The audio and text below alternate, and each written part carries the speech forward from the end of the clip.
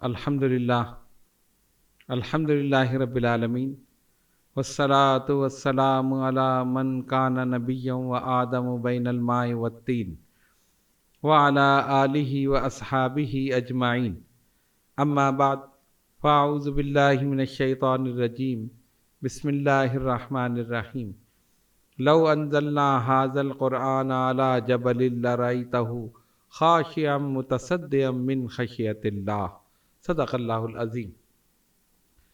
آج ہماری اس نشست کا عنوان ہے فضائل قرآن۔ اللہ تبارک و تعالی نے مختلف ادوار میں مختلف انبیاء کرام علیہ السلام پر آسمانی کتب صحائف نازل فرمائے، جن میں 4 کتابیں بہت مشہور ہیں: تورات، انجیل، زبور اور قرآن مجید فرقان حمید۔ قرآن مجید فرقان حمید وہ عظیم الشان کتاب ہے کہ جس کے بعد کسی کتاب کی ضرورت نہیں۔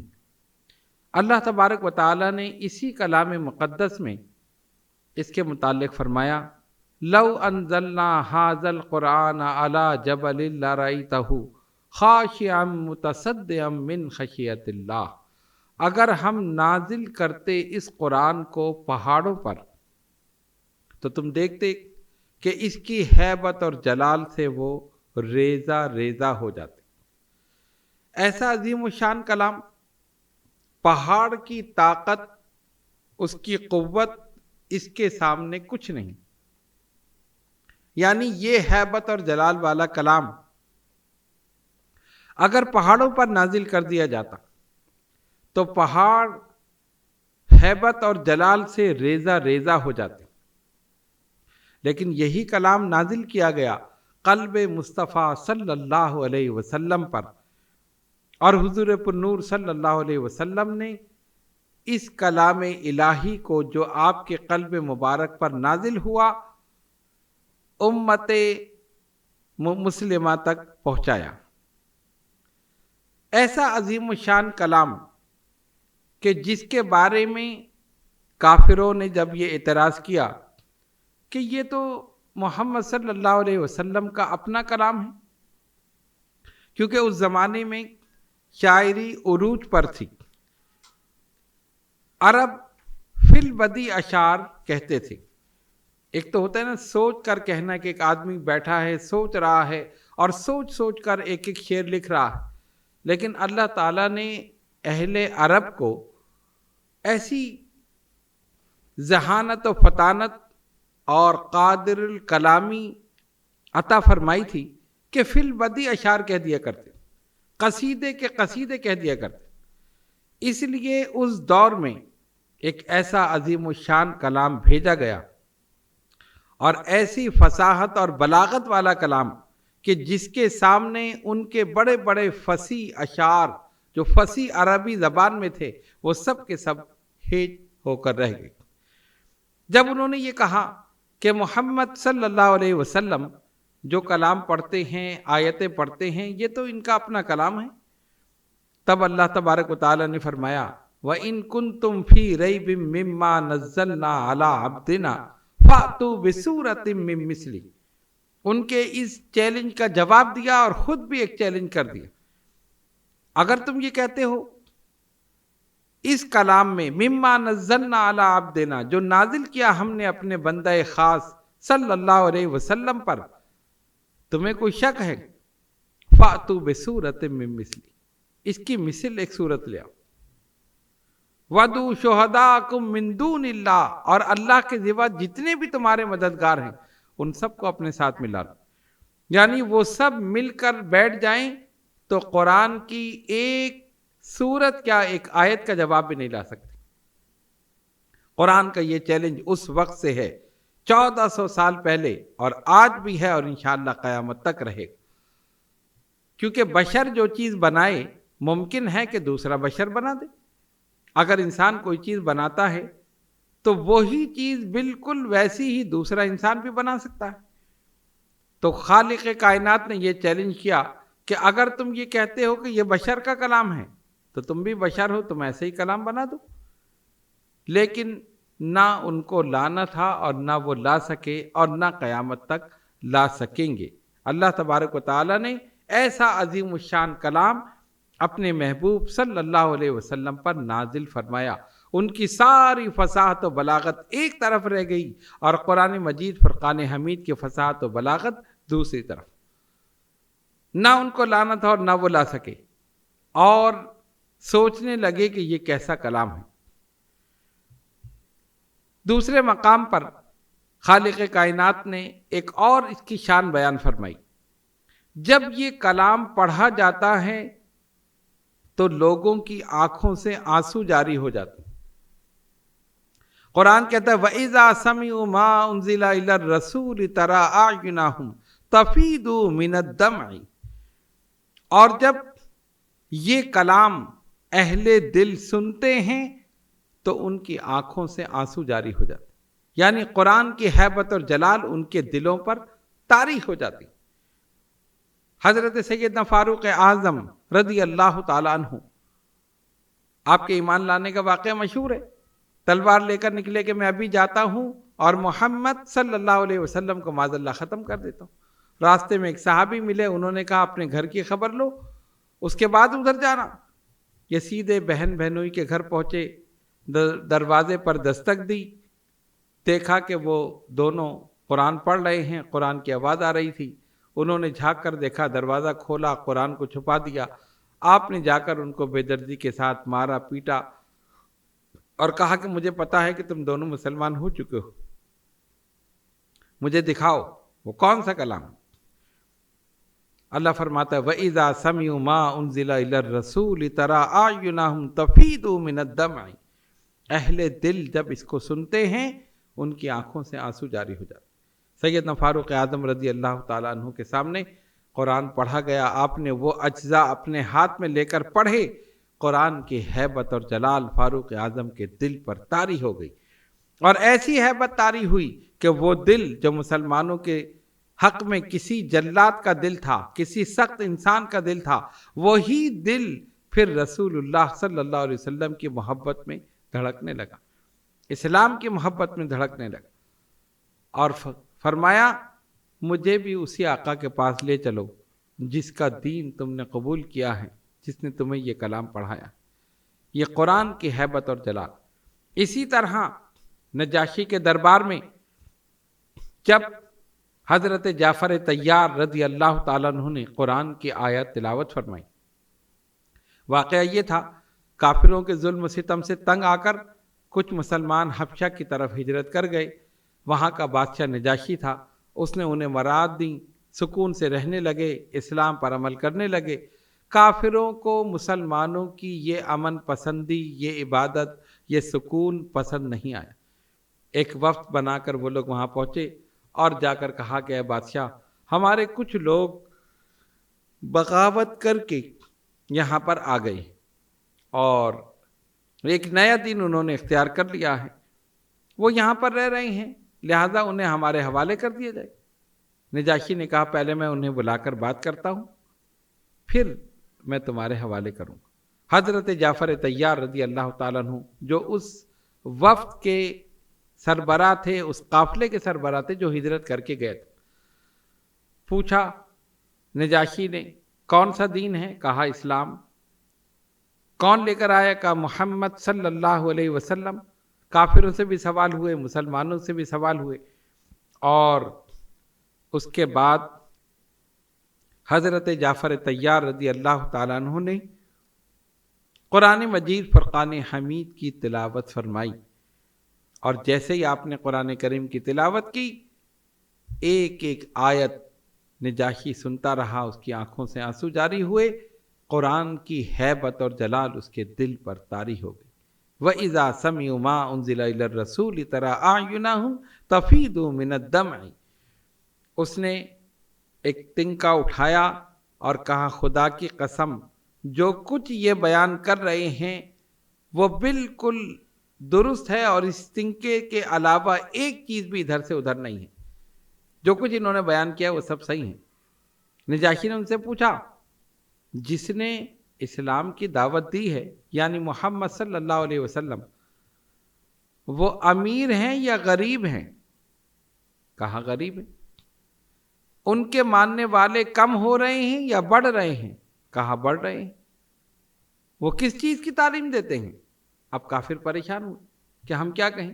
حضرت جعفر طیار رضی اللہ تعالیٰ عنہ سے پوچھا گیا، فرمایا بادشاہ ہم ظالم تھے، ہم جاہل تھے، اللہ کو ہماری حالت پر رحم آیا، اس نے ایک نبی مکرم و معظم ہم میں بھیجا، ہم مردار کھاتے تھے، ہم حرام کھاتے تھے، اس نے ہمیں پاکیزہ حلال طیب کھانے کا حکم دیا، ہم بدکاری کرتے تھے، اس نے ہمیں نیکوکاری کا حکم دیا، ہم غلط کام کرتے تھے، اس نے ہمیں صحیح کام کا حکم دیا، ہم دھوکہ دیتے تھے، ہم امانت میں خیانت کرتے تھے، اس نے ہمیں امانت دار بنا دیا، ہم جھوٹ بولتے تھے، اس نے ہمیں سچا بنا دیا، ہم چوری کرتے تھے، اس نے ہمیں محافظ بنا دیا۔ ایک ایک چیز آپ نے بیان فرمائی، اور آخر میں جب قرآن کی تلاوت کی، قرآن کی ہیبت اور جلال نجاشی کے دل پر طاری ہو گئی۔ تو قرآن کا ایک معجزہ تو یہ ہے کہ جب یہ پڑھا جاتا ہے تو دلوں پر اثر کرتا ہے، اور اس کے ہیبت اور جلال لوگوں کے دلوں پر طاری ہو جاتی ہے۔ دوسرا اس کا معجزہ یہ ہے کہ یہ یاد ہو جاتا ہے۔ کوئی کتاب دنیا کی ایسی نہیں جو انسان لفظ بلفظ حرف بحرف یاد کر لے۔ یہ قرآن کا معجزہ ہے کہ وہ یاد ہو جاتا۔ تورات ہو، انجیل ہو، زبور ہو، آج بھی یہودی عیسائی جو اپنی کتابوں کو اللہ کی کتاب کہتے ہیں، بعین ہی جس طرح نازل ہوئی ہے، اول تو یہ کہ اس طرح موجود نہیں، یا جتنی بھی موجود ہیں ان کو یاد کر کر دکھا دیں۔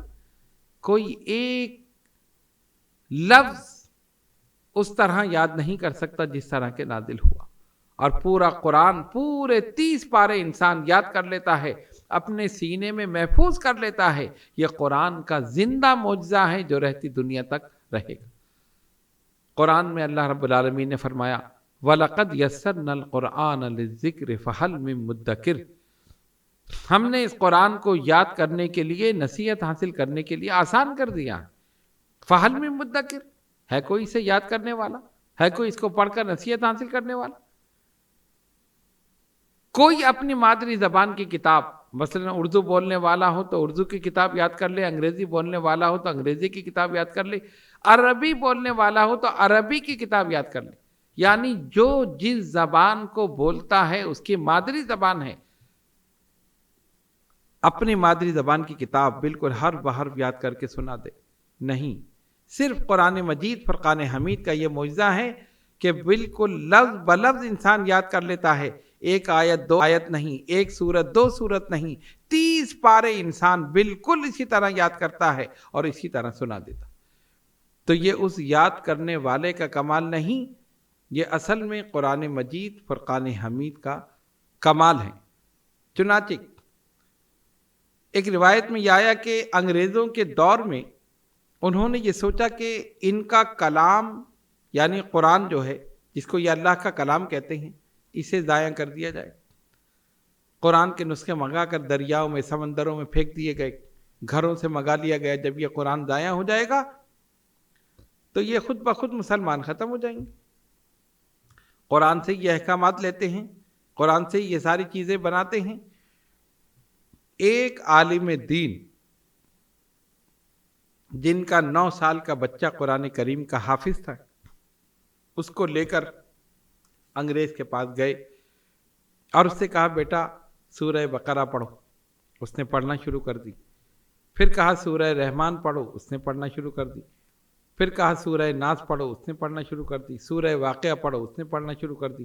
مختلف صورتوں کو مختلف جگہ سے اس بچے سے پڑھوایا، اس انگریز کو، اس جج کو سنوایا۔ تم نے یہ آرڈر دیا کہ اس کو ختم کر دیا جائے، بتاؤ تم ہمارے گھروں سے قرآن کو منگوا کر دریاؤں میں ڈلوا سکتے ہو، آگ میں جلا سکتے ہو، ہمارے سینوں سے کیسے نکال سکتے ہو؟ اللہ نے اس کی حفاظت ایسی کی ہے کہ انسان کے سینے میں بند کر کے اپنی کتاب کی حفاظت کی۔ اللہ فرماتا ہے اِنَّا نَحْنُ نَزَّلْنَا الذِّكْرَ وَإِنَّا لَهُ لَحَافِظُونَ، ہم نے اپنے ذکر کو نازل کیا اور ہم ہی اس کی حفاظت کرنے والے۔ غور کرنے کا مقام ہے، جس کی حفاظت خالق کائنات کرے اس کو کون مٹا سکتا ہے؟ جن کتب سماویہ کی حفاظت ان کے ماننے والوں کے ذمے دے دی گئی، ان میں تحریف ہو گئی، اپنے مطلب کی چیز داخل کر دی اور جو سمجھ میں نہ آئی وہ نکال دی۔ لیکن قرآن کریم وہ واحد کتاب ہے کہ جس طرح روز اول میں نبی پاک علیہ الصلوۃ والسلام پر یہ کتاب نازل ہوئی، الحمدللہ بعینہ ہی اسی طرح آج ہمارے پاس موجود ہے۔ ایک حرف ادھر سے ادھر نہیں، لوگ اسے پڑھتے ہیں، سنتے ہیں، یاد کرتے ہیں، سینے میں محفوظ کرتے ہیں، اور ہر سال اس کا مظاہرہ رمضان المبارک کے مہینے میں ہوتا۔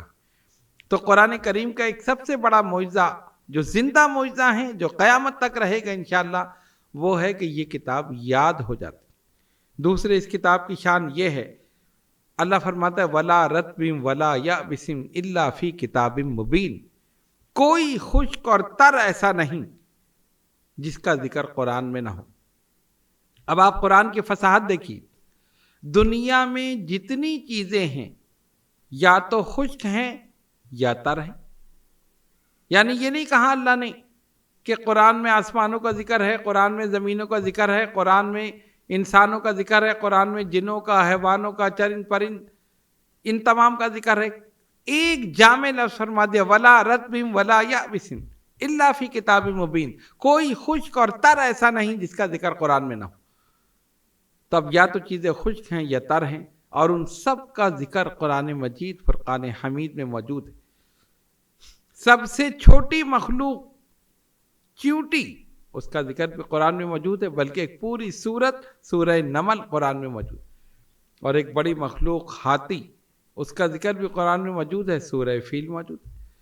اسی طرح آپ دیکھ لیں، انسانوں کا ذکر قرآن میں ہے تو جنوں کا ذکر قرآن میں ہے، دنوں کا ذکر قرآن میں ہے، راتوں کا ذکر قرآن میں ہے، فرشتوں کا ذکر قرآن میں ہے، انبیاء کا ذکر قرآن میں ہے، جو ہو چکا ہے وہ قرآن میں ہے، جو ہو رہا ہے وہ قرآن میں ہے، اور جو آئندہ ہوگا وہ بھی قرآن میں۔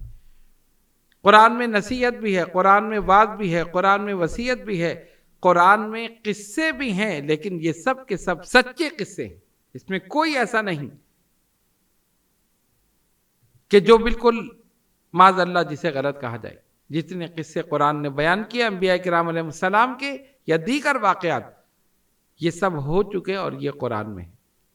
اور جو کچھ ہو رہا ہے آپ قرآن کی آیات کے تناظر میں دیکھ لیں، وہ بھی قرآن میں، اور جو آئندہ مستقبل میں ہونے والا ہے وہ بھی قرآن میں۔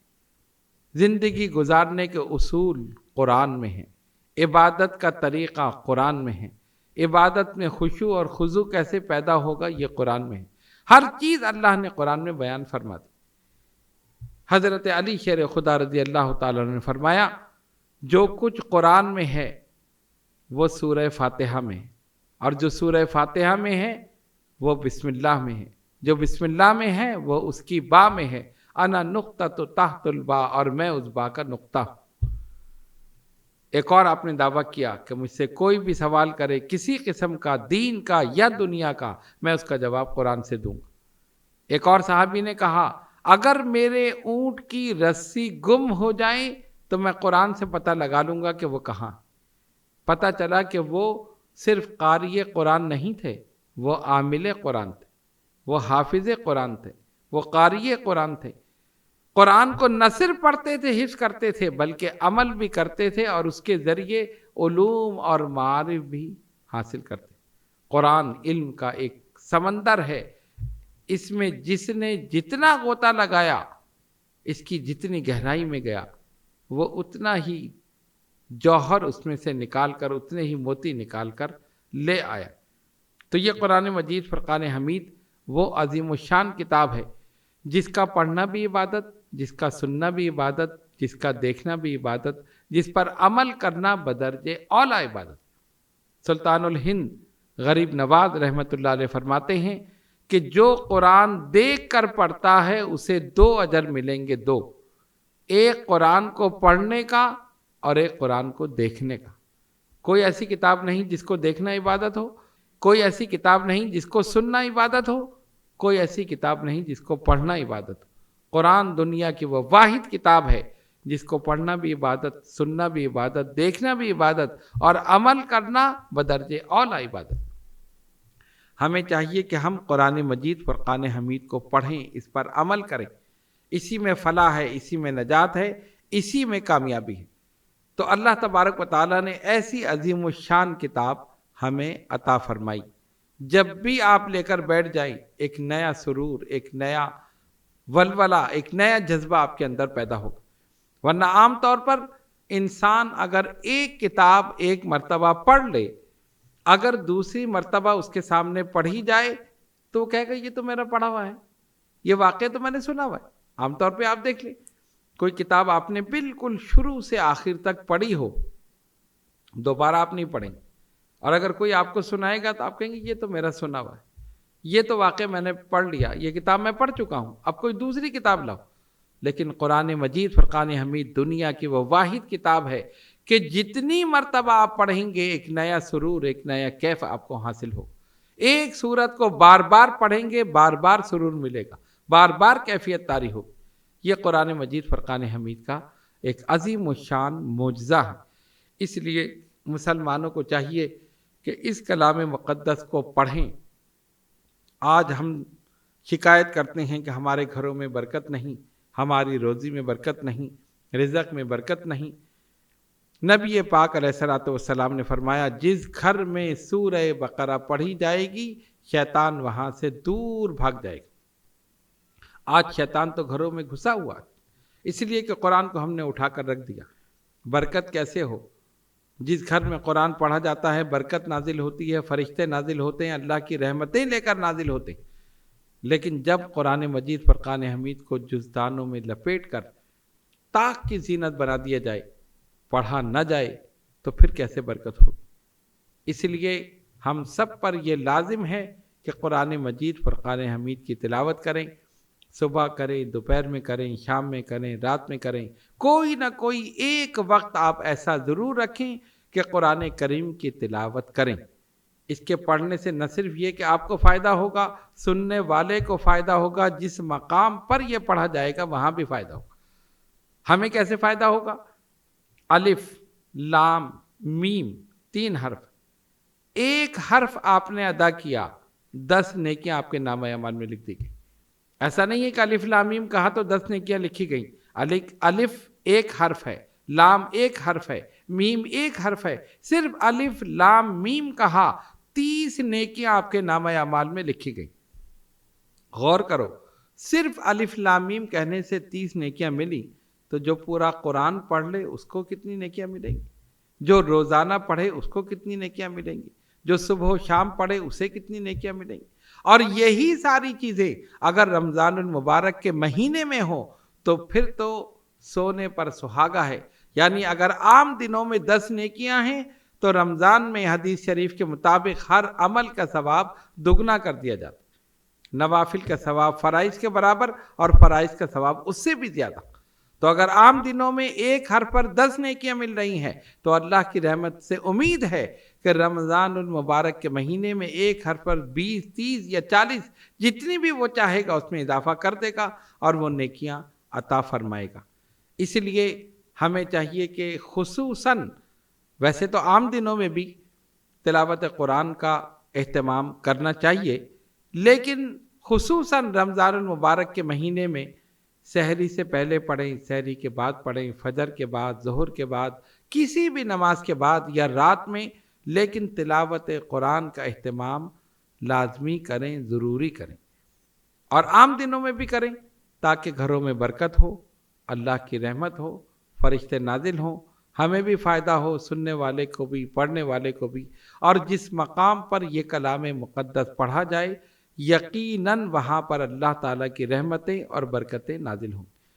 اللہ تبارک و تعالیٰ ہم سب کو قرآن مجید فرقان حمید کو پڑھنے، اس کو سمجھنے اور اس پر عمل کرنے کی توفیق عطا فرمائے۔